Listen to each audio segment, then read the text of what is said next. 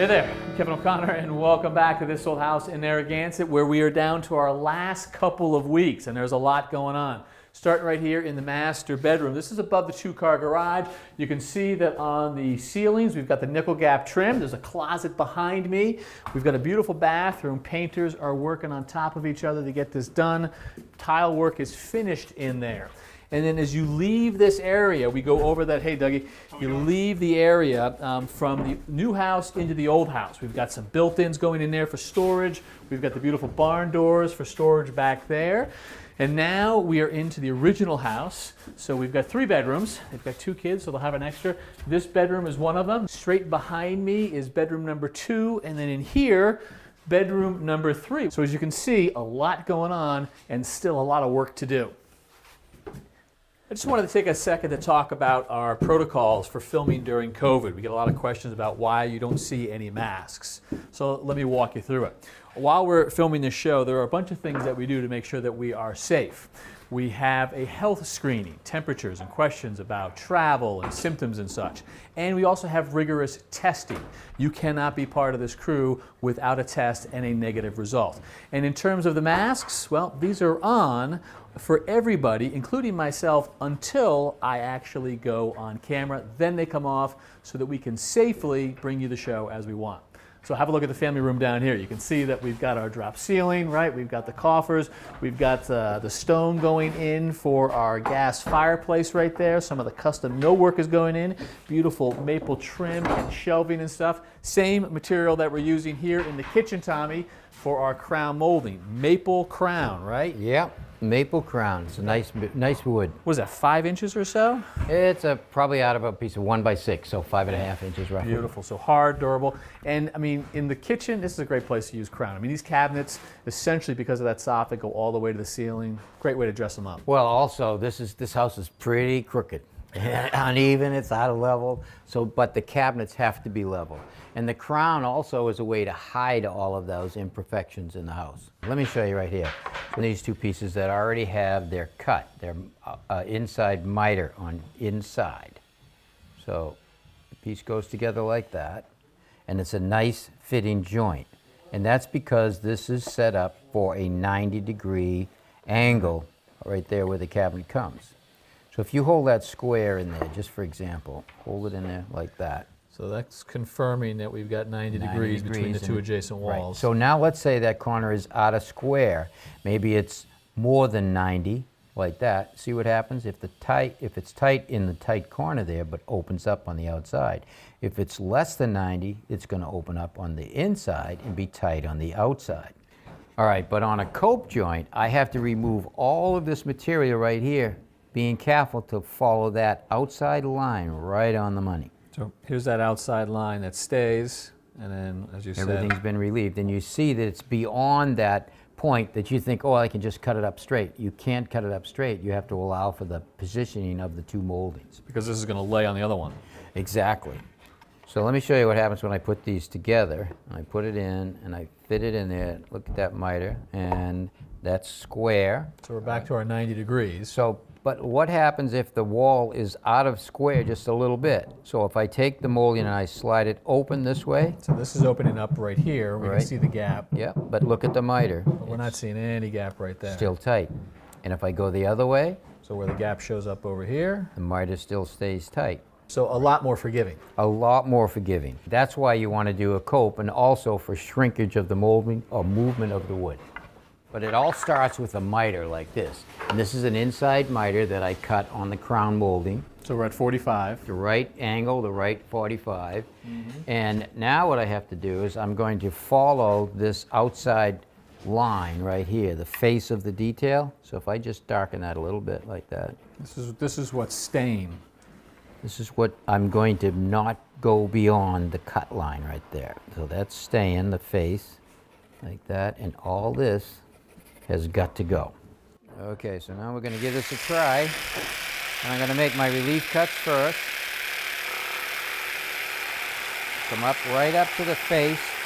And if you notice, I'm holding my saw on an angle. See the angle of the blade? I don't want it straight up and down. So I'll make a series cuts of this.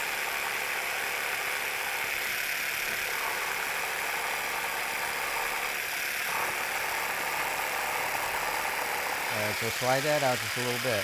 Now, I don't want to hold my saw straight up and down. I want to hold it like that so I have a back cut to remove that material. Now I'll just work my way in.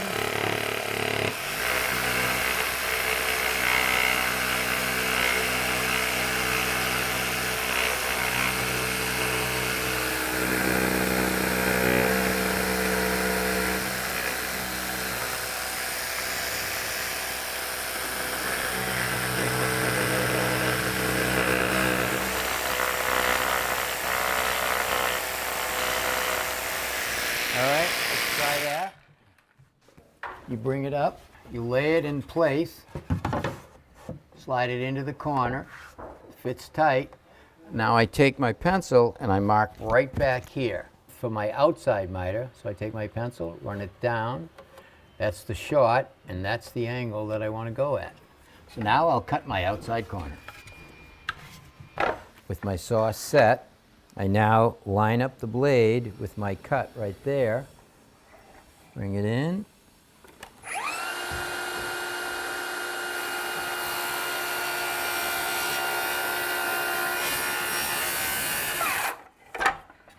And there's my outside miter.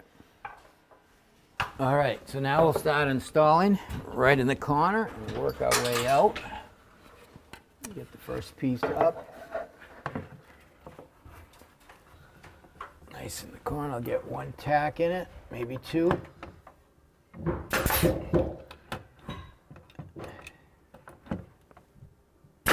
Okay, so now we're going to work this outside corner to see how that fits. That should be pretty good like that. Okay, I'll put some glue on it.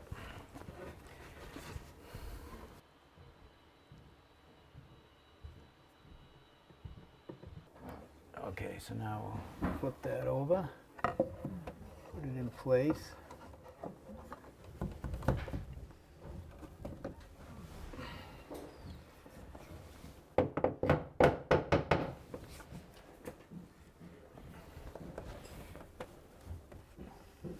Looks pretty good. Let me get a tack in it.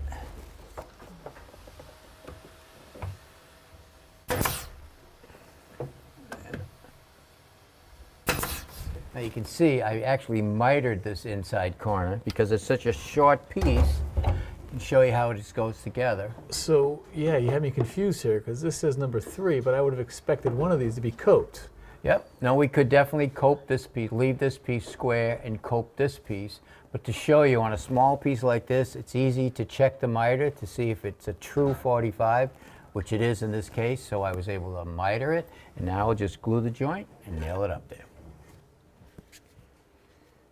All right, now let's see. This piece has been fitted to go up here.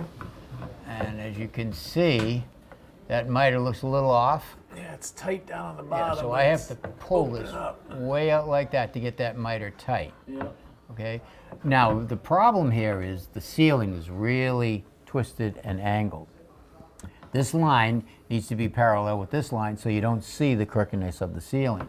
So what we've done is we've pre-drilled some holes, one on that end and one on this end, and we'll drive a screw through the molding into these nailing blocks. It's basically going to allow us to sort of twist this piece of crown? Right. The screw allows us to change, control the twist that we need. First thing we're going to do is glue up this joint. Now I'm going to put a screw in here, pull this joint tight.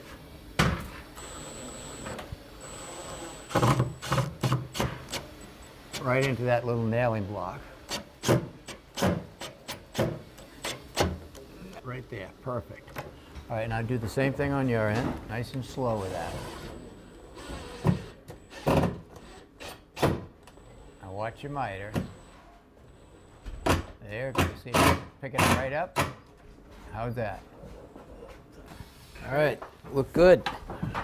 Yeah, I think that looks really good, Tommy. Yeah, the crown molding, the crowning touch of the room. It's all right. We're not done in the kitchen yet, though. No, we got some more work over here to do.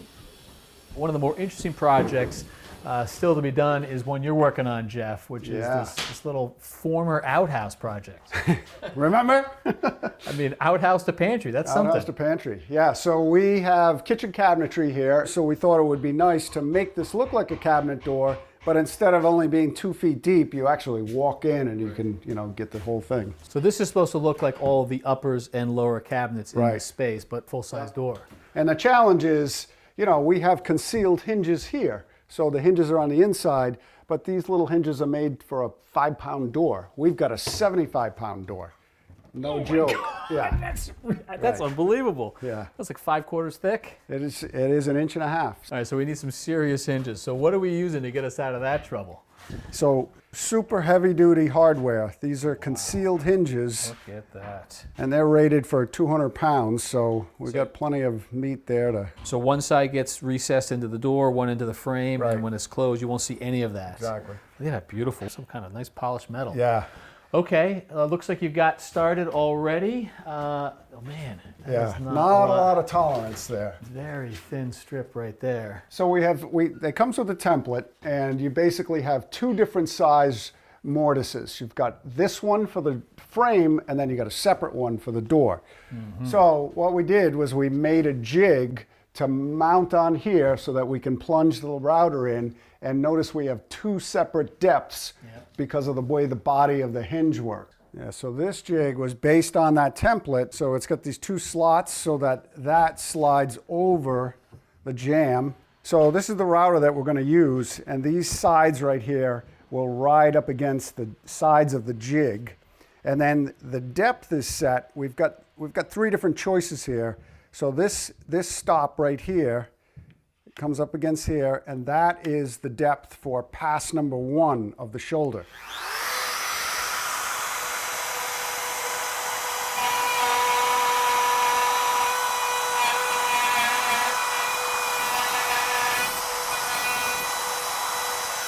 Okay, so that's the first step. I'm going to release it, set to the next stop. That's going to go a little bit deeper.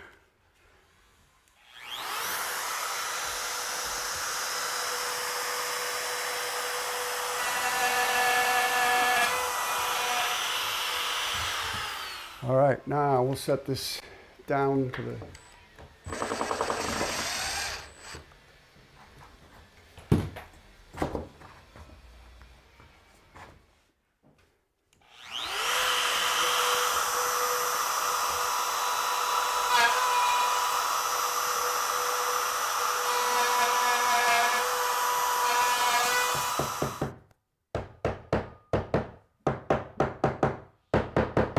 All right, so I'll take 2 of these.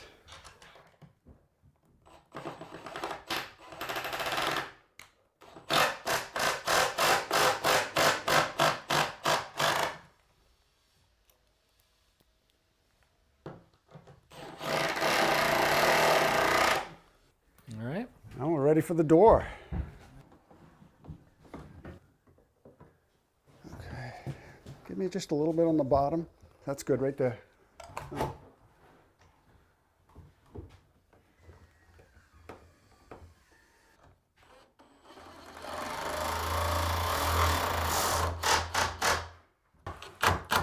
All right, that looks pretty good. Now let's try it. All right, I'll come out. There you go. Oh, yes. Oh, that's awesome. Nice job. Thanks, Jeff. All right.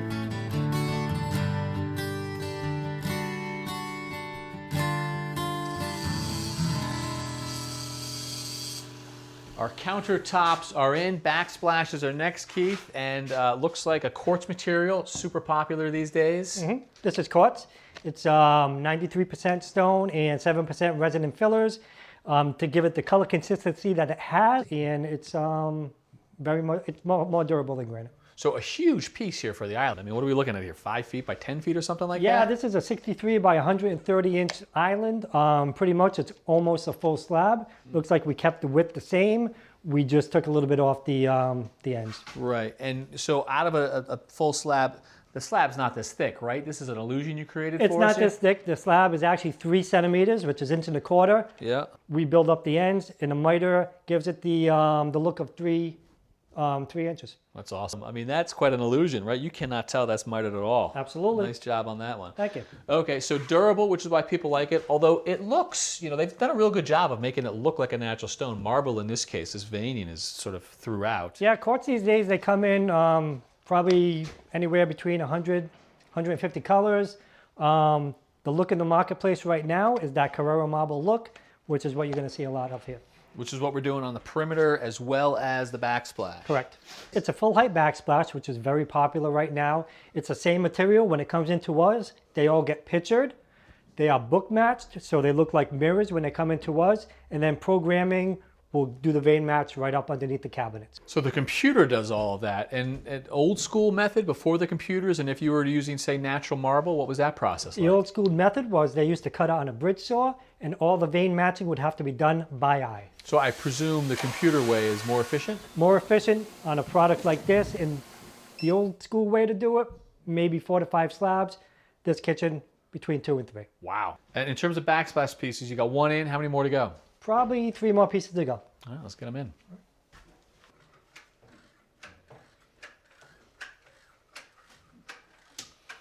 And in this case, we're just talking dabs and dots over a couple places. Dabs and dots. Once it's in place, Not going anywhere. not going anywhere.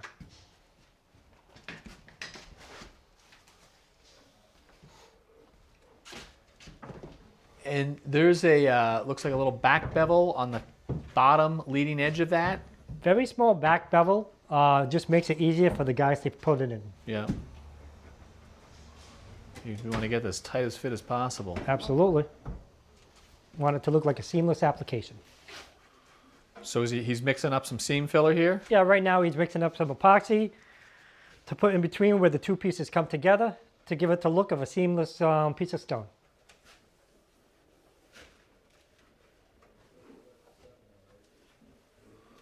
It's the connection there between left and right piece filling in the cavity. Absolutely.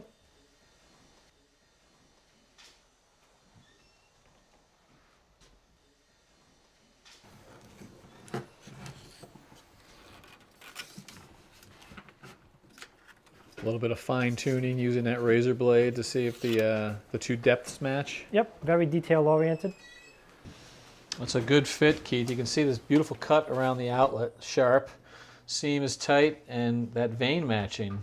Computer did it. Computer and the technician nailed it. That's a perfect vein match. Slabs come in, have their pictures taken, book match together. This could actually be 2 separate slabs, but the computer technician can match the vein all the way up. Keeps the customer happy, right? Keeps the customer happy. All right, well, they're going to be happy with this for sure. Appreciate all the help. Thank you. Thank you.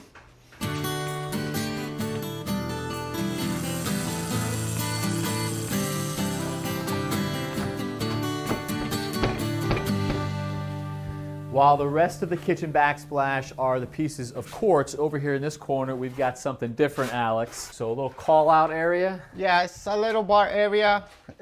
They put in this tile so I can break it out from the rest of the kitchen. Gotcha. And what is the tile? What are you putting in? This is a marble, and it comes in a mesh and a single pieces, Oh, interesting. Yep, so there's the backer mesh. the bigger mesh, and the single pieces of marble and stone. So is each one of these pieces a different type of marble? Yes.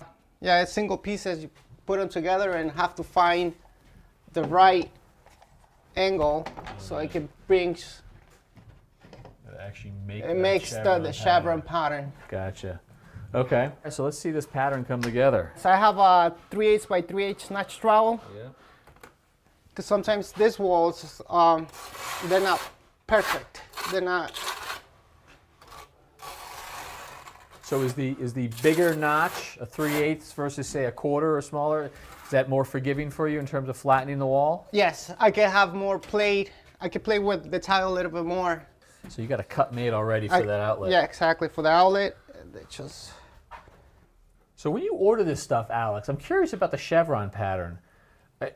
Are these tiles that were manufactured so that they become a chevron pattern? Yes, that's how they. You ordered chevron pattern Pattern tiles. tiles. That's good, because I Yeah. wouldn't want to have to figure this out otherwise. You Right. didn't cut everything on an angle. Yeah. Yeah, imagine that, put them piece by piece. No. I mean, that's a really tight joint right there. So do those get grouted as well? Yes, they do. They get unsanded grout. What is it? Unsanded. Unsanded, so it's a Yeah, fine It's grout. a fine grout. It doesn't have any sand on the grout. Awesome. So you're about halfway up. The other half takes you about how much longer? Probably like 2 hours, 3 hours to get it done. All right. Well, thank you for that, and we'll be working right next to you. All right, no problem. Tommy, as if there isn't enough beautiful stuff in this kitchen already, a fireplace too. And a beautiful one. This fireplace, you go see through, so it's a two-sided fireplace, one in the living room, one here in the kitchen. I actually love that. But look at this mantle right here. This is a beautiful piece, custom built, right on site. Look at the detail here. These panels here are matching the legs that are on the island. And right here with this crown molding and the top of the mantle, that's the same detail to match over the windows. It's really a nice touch. That's awesome. Kevin Barker, one of Jeff's guys here, spent 2 days building this thing, and it's absolutely gorgeous. You guys are killing guys? it for us. They're killing it. The level of Yeah, detail looks is great. awesome and Really does, craftsmanship. yeah. Although, there's a lot of work left. You got a week left. Yeah, long A days. lot of painting.